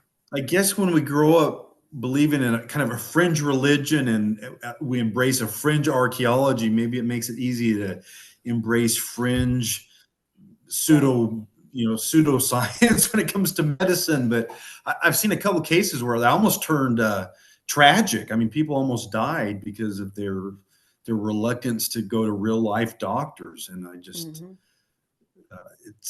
it seems like everywhere I go with Mormonism, people are involved in pyramid schemes, multi-level marketing, MLMs. and they're involved in herbal remedies, and it just seems like these things all kind of tag along with Mormonism. Yeah. What did you say, Julie? It's gone worse in the last 8 to 10 years. Yes, it Oh, has. really? It has. And that's because I think it's because it's easier to advertise through social media. That makes Yeah. sense. Yeah. And so Yeah, they and are. you living in Utah, you see it a lot more than me, right? I haven't lived in Utah for 10 years, more than 10 years now. So Yeah. like I'm not as well tapped into the like acute Mormon culture there. So you see it. And Oh it's my not God. surprising that it's on the rise. I counted once a few years ago. This was like 5 years ago. I counted God, how many was it? Something like 17 essential oil companies within 20 minutes of my house. Yeah, that was just within Yeah. 20 minutes. Within an hour and a half of my house, it was up in the 30s. And I counted how many MLMs were nearby, and I don't even remember what that number was. It was up in the 20s or 30s, but of just MLMs within an hour of my house, and that's everything, essential oils and herbal companies and the clothing companies and all that shit, So makeup, everything. It's just nuts. It's the MLM capital of the world, Utah is, because Mormons love it, because Mormonism is an MLM. So of course they love MLMs. So, but yeah, that actually would be really good because that is a serious issue. When you hear about people ignoring medicine for their religion, you generally think of ones like who is it, Seventh Day Adventists or Jehovah Witness, whoever it is that will not do anything, especially blood transfusions. Jehovah's Witness. Jehovah's Witness, Yeah. those ones, that's who you think of as one of those, but they're not the only ones who will ignore science and stick with their religion. And Mormons are not quite as extreme, because you don't get kicked out of your own church for doing the science, but you do get kind of shamed if you don't do a blessing first. Right. And And that's the and thing don't I give hear the the most. blessing. You're not giving the Lord time to heal. Yeah, and I'm Let the like, well, blessing. if he's Yeah. going to heal, he's going to do it right now. Yeah. So, Yeah. That is a big old bucket of interrelated messy issues all together. hmm The entry for the whiteboard is anti-science, anti-medicine, pseudoscience, priesthood blessings, fringe religion, fringe archaeology, fringe medicine. I felt like that yeah, was a really good trichotomy there. very much. Yeah, Yeah. that's a good suggestion. Thank you. Yeah. That's wonderful. Yeah. What else? Yeah. I know people More I love. got my media list. episodes. Sorry, what was that? More media? Go. Is that what you said, Roy? Um, More media episodes? Yeah, that is those tend to be my favorites. I love them all, but yeah, the last one you did I thought was great.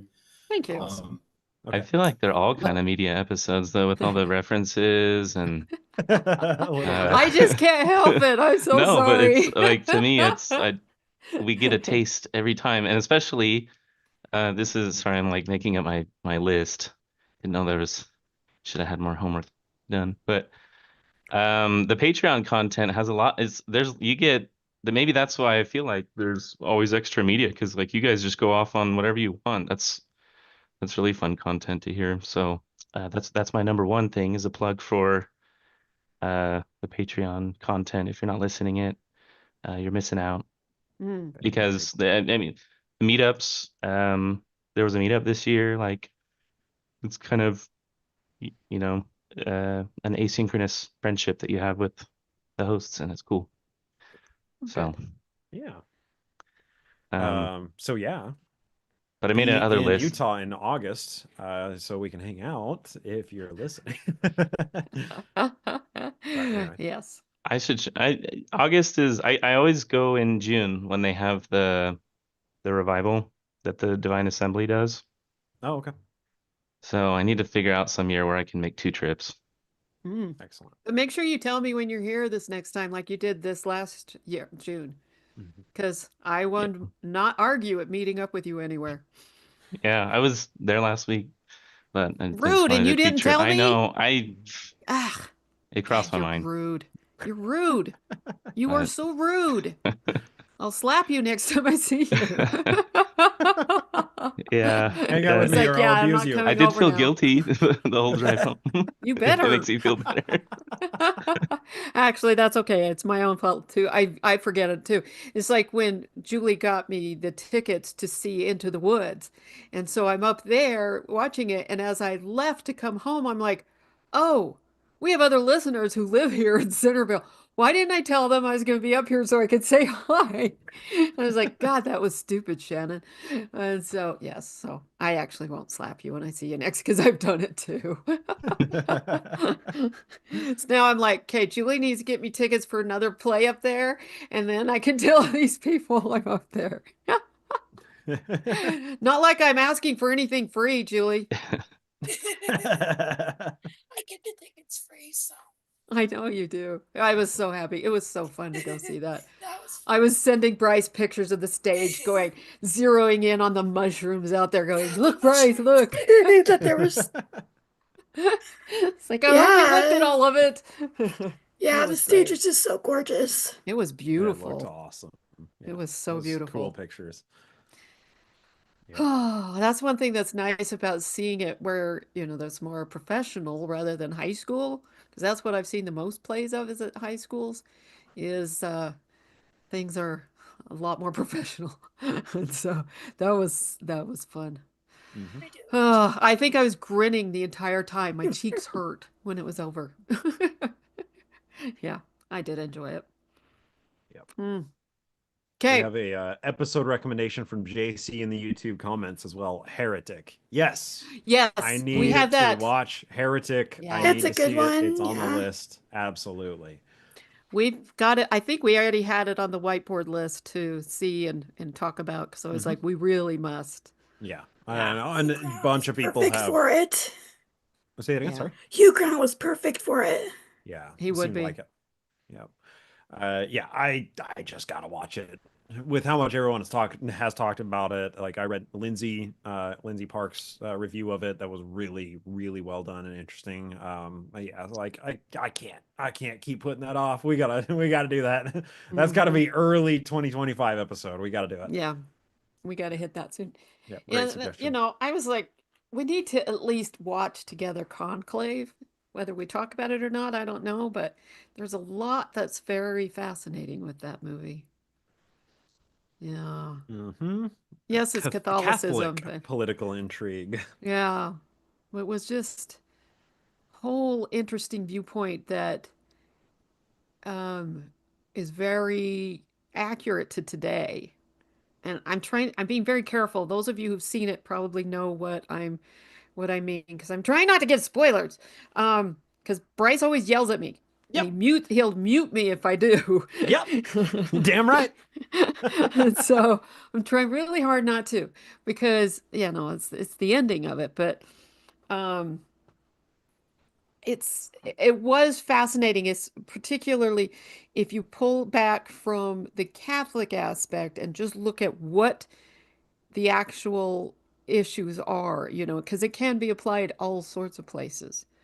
And so, I don't know, it'll be interesting. I don't know. How many of you have seen it that are on this panel? Oh, Oh, good. Will Conclave? has. I'm halfway through. You're I'm halfway finishing through it it. tonight. Yeah. Okay. Message me when you're done. Okay.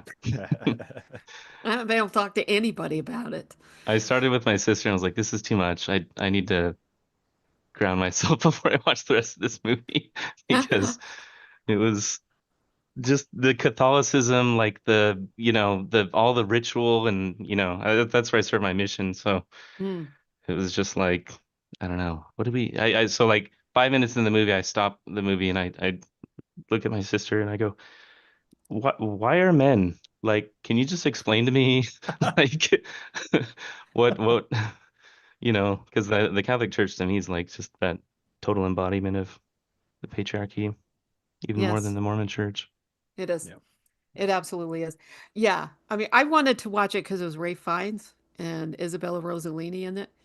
Um, and then you also got Stanley Tucci and a few others, but I was like, it's Ray Fiennes. I really love watching this guy, regardless of what type of role he plays, good guy or bad guy. I don't care. I'll watch him because he's really good at what he does. And so, but yeah, I was super fascinated. And I'd seen reviews from people who are Catholic and they didn't feel like it was a anti-Catholic film, which I thought was interesting. And so, yeah, a friend of mine who's very strongly Mormon had wanted to see it but she had first thought not to because she just doesn't like to watch them where their whole point is to criticize the religion. But she could, but with everything she'd read about it, she felt like it wasn't doing that, which I don't think it does. I think it is depicting very specific parts of Catholicism, and in particular, the political aspects of who becomes the Pope. Um, but it depicts several types of people that you will have involved in that, and the cardinals and everything else. And it was just, I don't know, it was interesting to me It's because I've just seen others and I've read others that will go into this kind of story. You know, it's like, I mean, we talked about it with that oh God, what was it? Angels and Demons, when we talked about Mhm. that film. Um, which that was another one, you know, the Pope died and they got to get a new Pope, you know, that kind of thing. So yeah, it was interesting. It was super interesting, and I just need somebody who's seen it to come and talk to me about it so I can talk to them and not have them get mad at me for giving spoilers, First, exactly. Yeah, there it is. which means I can't talk to Bryce about it until he sees it. Yep, that's a kicker. Yep, every time. Yep. Heretic definitely on the list. Conclave probably just on our movies for fun lists, Might be but just for that. Yeah. yeah, yeah, definitely. Um, I see a comment also from JC here. Compare with my favorite film of all time, Big Night. Excellent Rossellini and Tucci performances, and food porn and Italians. Oh, How would you do that? LOL. I am unable to decode that message. God, getting Stanley Tucci in a food film is the best. I mean, Okay. he was there in Julia. He played her Julia Child's husband in that. But God, that is food porn. That one was really definitely. That one made me hungry while I watched it anyway. Yeah, okay, good.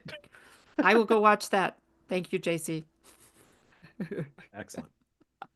Um, yeah, so we have added quite a few new entries to our whiteboard, which usually happens when we're doing research for episodes. We're adding things, but we needed more entries on the whiteboard list. We only have almost 100 that we haven't checked off yet. You know, why not add a few more? It's all good. It's Oh, all let's good. do. Oh my God, yes.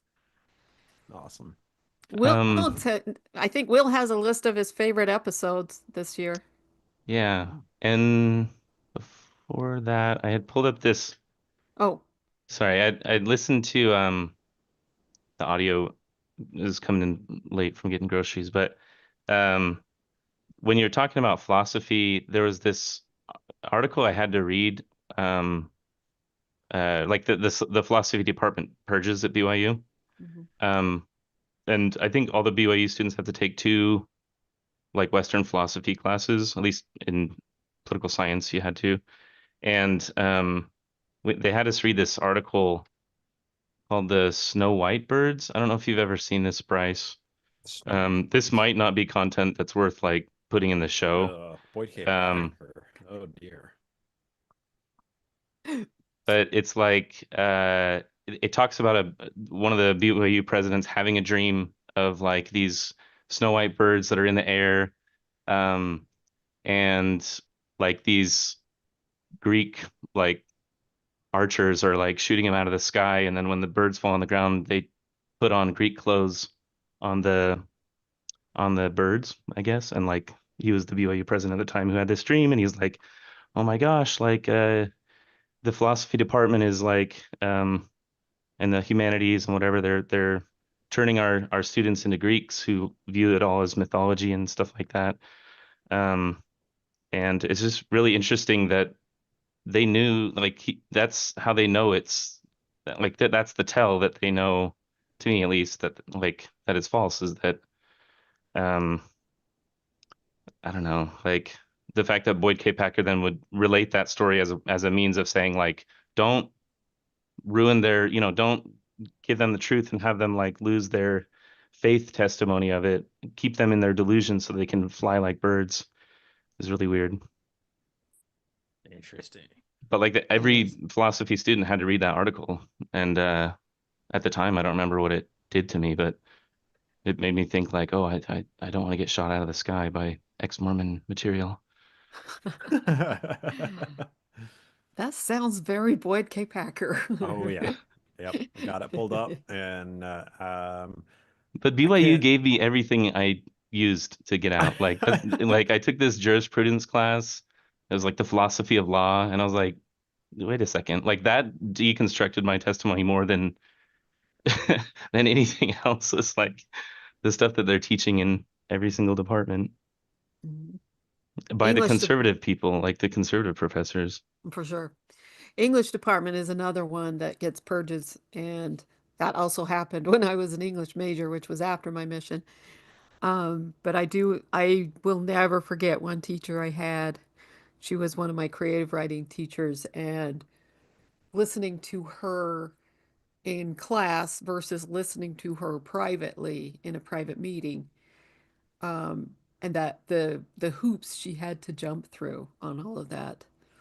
And that was during the time when I had my friend who was gay, who had to pretend like he wasn't because, they were looking out for all the gays there and everything. And so he had BYU's eye on him. And so he and I dated for 3 years so that they would leave him alone. And there was a lot of times that she was kind of counseling him very carefully and stuff so that he could get through all of that. And that was a rough time.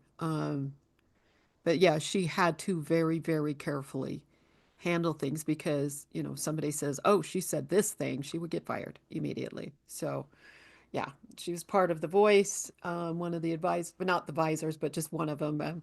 That was the um, kind of the feminist club, really. But then that got shut down when BYU had Clarence Thomas come and speak, and they was it The Voice? Maybe it's something. I can't remember if that was the name of it. But anyway, they protested outside of BYU boundaries, and they got shut down because of it. Because BYU, Wow. the board of trustees, got really pissed off because they're like, "No, we like Thomas," and the women are like, "No, he's a piece of shit." But anyway, so yeah, she was part of that then, and she held on to her job for another year, but then she quit on her own instead of getting fired, which I think really what came down to for her was that I think she got tired of the hypocrisy in herself, that she had to show a different viewpoint than her own to keep a job. And I get that. I understand that. After a while, that's really, really hard to do. But yeah, that's one thing I've wondered about her since that time. Um, it was mid 90s when that purge was happening. But yeah, that's one thing I heard is philosophy and English were the two departments that got purged the most, The ones that make you think. which their whole point is to make you think and to come up with something new. Yet the irony is, what I'm telling you is that it's the conservative professors that Hmm. are giving the tools to leave. It's not Hmm. the liberal. If anything, the liberal ones are the ones that I had the most allegiance to the longest before I left. Yeah. So I don't know. But I was a Democrat at BYU, so like Were you? none of it's all doesn't Oh, count.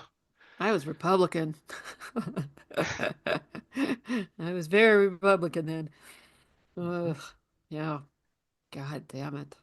It's I have such a hard time like figuring out how to approach BYU professors because the vast majority of them are just beaten into submission by the institution, the board of directors, and are in the position like what you're talking about here, Shan, where they are just doing what they can to survive, to give their students a good education and good advice that won't get them fired. And at the same time, there's also a cohort there who are at BYU because it is God's institution. And no matter what, the administration there at BYU does, well, it is God's university. So, the administration may be fallible, but the institution isn't. And it's very difficult for me to tease apart who those people are as an outsider.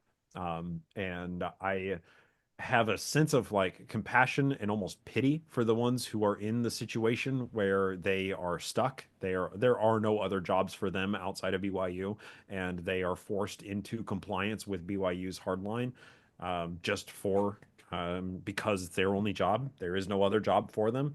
But you know, it's like if they knew that was the culture at BYU when they hired on to BYU, they opted into an abusive power structure.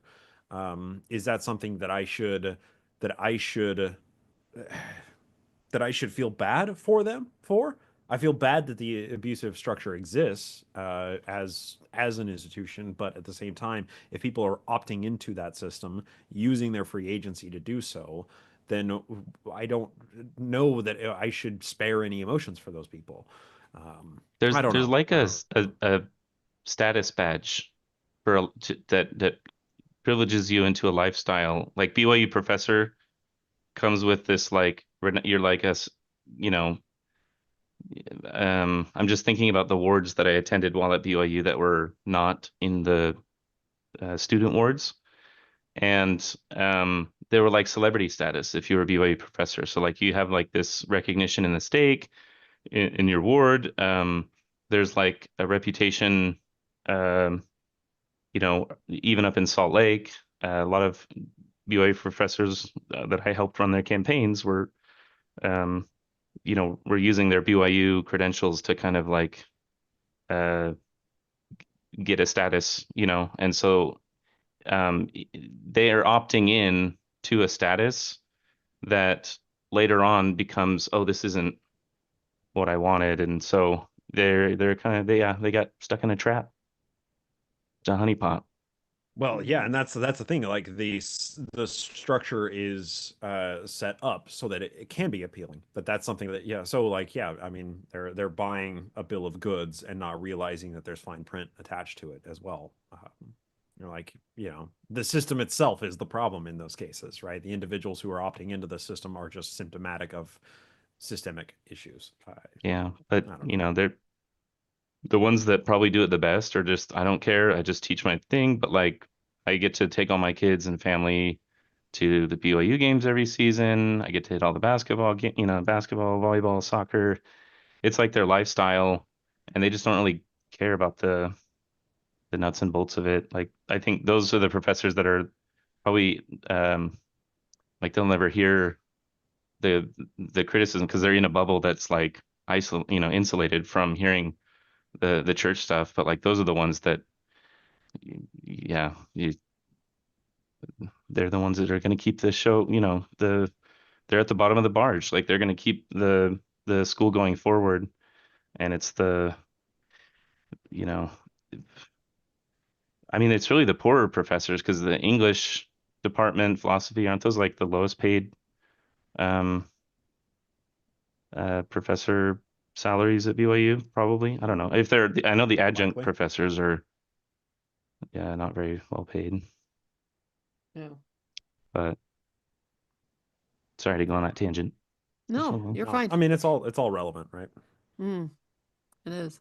It's a thought-provoking thing too, is something we might want to consider as an episode. Hmm. Yeah. Yeah. Hmm. How Yeah. to think about BYU professors. Yes. Yeah, because it's not an open and shut thing. It's one of No, those. it's I It not. has so my much mission nuance to it. president was to be like I any My research you want dad's me to do, I'd be BYU happy to. professor. Yeah.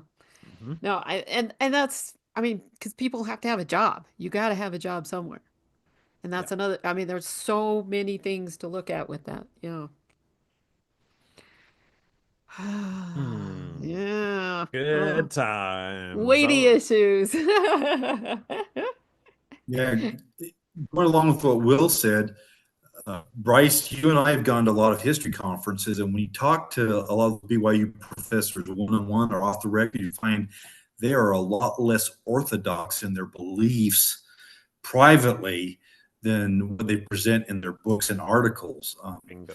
I think there's probably a lot of people in the situation that Will describes, especially in the last 20 years with this amazing boom in Mormon studies, and there's just so much stuff available that you'd have to be pretty blind as a BYU professor to not be aware of it. There's got to be dozens or hundreds of them that are beginning to wonder about their life choices, but are afraid to speak out loud. But we've seen several people that have retired and become very vocal. Grant Palmer, of course, and Brian Hoglet, and some others I can't remember. Yeah, That Richard Davis. once yeah, okay, exactly. So once the retirement is secure, or they just no longer care, then all of a sudden you see a whole nother side to them. There's for every one of those, there's got to be dozens more that feel the same way secretly but can't express it. So I kind of have some Oh, sympathy for them. There they are should some turn I imposter. Like, wonder. Yeah. There's some I wonder what they would say privately. I mean, there's ones like, say, Robert Millett. What would Yes. he say? What would he say privately? Would he really tout everything he does now? I had a class from him once, and so that kind of thing. He knew my mission president too. Okay. Yeah. In fact, my dad knew him. My dad taught at BYU, but they were having a conversation, and my dad was telling him, yeah, my daughter's on a mission. She's out in Pennsylvania, Harrisburg. And he says, oh, that's Dale Dransfield as the mission president. He says, yeah. He's like, well, he's a real toe to the liner. How's she doing? And they had quite a conversation. Dad wrote me about it when I was out, but yeah, I don't know. There's some I just wonder. I mean, especially after that one teacher, the creative writing teacher I had, I've always been curious. So, yeah. Ugh. And then there was those side classes like the science fiction fantasy creative writing teacher I had who you kind of knew what he was thinking already in the class that would have originally been taught by Orson would, Scott Card. oh man, They were going to hire him and then decided not to because he was a little too controversial. And Doc Smith, Marion Smith was his name, he already taught a technical writing class, so he took it over and then just ended up keeping it until he retired. But he was the reason why there even was that class and that there was the leading edge science fiction fantasy magazine as well as the symposium called Life, the Universe, and Everything. He was the advisor for all of those for a long time. He's a good man. There's you a should lot do of an episode on Mormon sci-fi authors. I Not there's joking. know. Like, there's, I a mean, lot of there's fantasy. we Yeah, know about the movie ones, but I'd be interested to see like the book ones. We, There's, how. yeah, yeah, we do because I have mean, Orson we've got Scott Orson Card Scott Card. as a Yeah, whiteboard topic, but yeah. Yeah. he's definitely one, and there's a few others. I mean, Stephanie Meyer, who wrote the Oh, Twilight yeah. series. God, Brandon Sanderson. yes, who's a Sanderson better would be, writer I think, than a different Good. one. most. Yeah. He is a very good writer. But yeah, Card is a controversial figure even within Mormonism. And watching the changes in him as he vacillates around and everything. Um, and he was a very good writer. I don't know how he is now, but I mean, Ender's Game is still a fantastic book. But yeah, there's a bunch of those authors that would be interesting to talk about. And there is a big bunch of them because that all got started in the 80s and 90s. The church authorities were starting to push for more writing, not religious writing, but just writing from Mormons, to kind of infiltrate the genres, I guess you could say. And fantasy is a big one for Mormons because, I mean, why not? And so, um, but yeah, that would be a good thing to do is to cover all of those. Yeah. Then I can go on a diatribe about Stephanie Meyer for a while. No, no. I'm not reviewing Twilight for the show. We are not going to read them. Fuck No, because that. I've read them. Absolutely not. I've written reviews of them before, and I really ripped on them. But I Oh. will diatribe about her books. Yes, because like I said, you take out all the fantastical elements. What are those stories about? They're about a lonely teenage girl who's got terrible parents who fixates on a dangerous older man who is stalking her. Thank you very much. Yeah. Yeah, That's the that's why we're story. You not need to, talking about but Stephanie have you fucking seen That's why we're Meyer. gonna. What? Have I seen the the movies? ContraPoints No. like analysis of that type of romance? Um, I thought Oh, it was really good. She kind of goes into how it's like this is just like the um I don't know, kind of psychoanalyzes Stephanie Meyer a little Yep, I bit. believe it. mm. Yeah. And then what even makes me angrier is how much Mormons love the whole story, and especially this one scene with Jacob, who's the werewolf, and he sexually assaults her, Bella, in front of her father, and he approves. Her father, who is a cop. And I'm like, no, just no. You know, she gets mad, she punches him and breaks her hand or whatever the fuck it is she does because he forced a kiss on her. And her dad's back there going, well, I like him better than I like that other guy. Oh, I don't give a shit. What he did was wrong. Anyway, we So won't be reading the books, but we're I done will talking about talk Stephanie about Meyer. them. We're done. Fuck that. Fuck Stephanie Meyer. Fuck Twilight. I No. respect that.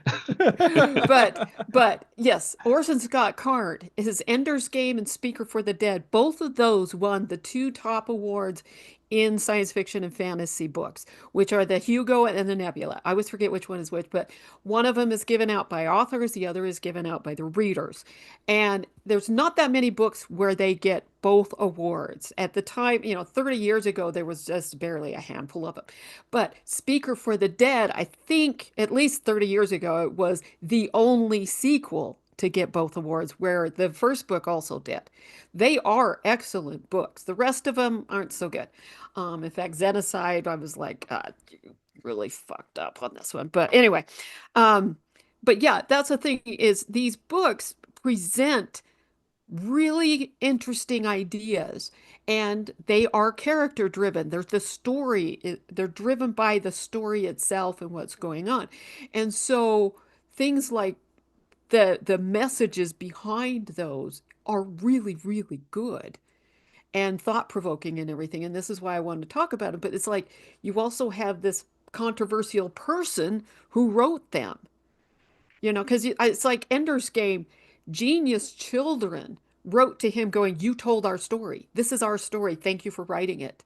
But yet he's also over there just complete homophobic piece of shit. And so that the LGBTQ plus community boycotted the movie of Ender's Game, which, I mean, I don't blame them. Um, and so, you got all of that going on. It, But it, it got Harry Pottered. yes. And so, there's those. But then you've also got things like Brandon Sanderson, and you've got others who are excellent writers, who are very good at what they do. And so, yeah, the sci-fi fantasy writers community in Utah is actually pretty big, especially down in St. George area. But it, God, that would be fun. Okay, there's one Well, of I mean, Shannon's book episodes. that's yeah, right. Like, I mean, that Orson Scott Card is like a subject for an entire episode, but Hmm. like Mormon sci-fi in general might be the overall subject of that Hmm. episode, and Orson Scott Card will just occupy a significant Yeah. portion of it. I'm not sure. I'm not sure exactly how we're gonna do that, but Don't it's know. definitely on the Yeah. whiteboard. That's definitely One this upcoming year episode. one Yes. thing, um, Shannon, because I assume you've read a lot of them, but like I'd look for if like what's the pattern of the world that they're building and like what rules and stuff like that, and see if how much they map to Mormonism or like the author's just reinvention of Mormonism. Yeah. And that's a whole nother issue because like Orson Scott Card wrote the Homecoming series, which turned the Book of Mormon into a science fiction story. To the extent that when the last one came out, um, oh God, I forgot the name of it. There's this one magazine that reviews science fiction and fantasy books. Just that's all they do. And they said in the review, we were really hoping he'd deviate from the Book of Mormon this time. But I Eh, mean, the main character in it was named Nephi, spelled Nefai, I think is what it was, something like that. Anyway, but he did that in some, but he had others he didn't. And he wrote a book on writing that is really written for Mormons, but it was you need to learn how to leave your religion aside when you write. And Ender's Game, I think he did that really super well. But I don't know, maybe he didn't. Now I need to read it again and look at it from the viewpoint of an ex-Mormon because it's been a while since I last read it. I used to read it every year. I actually wrote a paper on it at BYU once and read the book twice in 2 days to get this paper ready. Oh God. Okay, I have to say this, but I'll probably say it when we talk about it. But this was a teacher. It was on American literature from 1905 to the present. And so we had to write these, 5-page papers on 5 different books or something like that. And he had a list of books of that in different genres. And he even had Westerns in there. He had some Louis L'Amour in there, which I was like, Louis L'Amour wrote one book 97 times, but all these things, but he had no science fiction fantasy. And I was like, why don't you have science fiction on here? I mean, there's nothing more indicative of American culture than science fiction. I was like, it may have been created by Mary Shelley and some of these, but who just inhabits this genre more than Americans do. This is very American. He's like, I just don't like it. I was like, that doesn't make it not good. So finally, he agreed to let me do Ender's Game, but I had to do one of his favorite essays um, as juxtaposed against it. And so I wrote one on the essay where I just shredded it to pieces. And then I wrote one on Ender's Game because I was such an obnoxious little shit. little bit of malicious compliance. I dig it.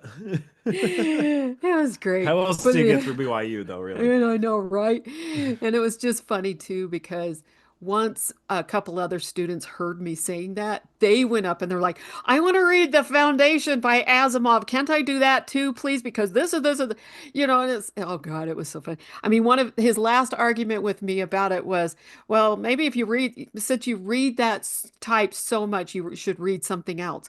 And I says, I have spent the last 3 years reading something else. And he's like, okay, fine, you can do Ender's Game. Delightful. It was awesome. Anyway, Absolutely all right. delightful. The Okay. obnoxious Shannon came out as an English major. Okay, all right. I mean, we're cracking on just a few minutes left before we're at the 2-hour mark. Yeah. And I got to get to continuing to research more for this upcoming episode. So that's going to be a lot of fun. But yeah, any final words, any other thoughts, anything that anybody on the panel wants to share before we call it a night? I'll just say that the death penalty one's gonna be really interesting. I remember seeing the headlines about the firing squad. Like in the last 15 years, like in Utah, that was a thing. So it'd be interesting to hear that research, I'm sure. Oh yeah. And then being able to see it in the context of like the early Mormon history, I imagine is what you're gonna do. I'm not gonna. Oh yeah. I mean, yeah, of course. You know what we do. I know these episodes.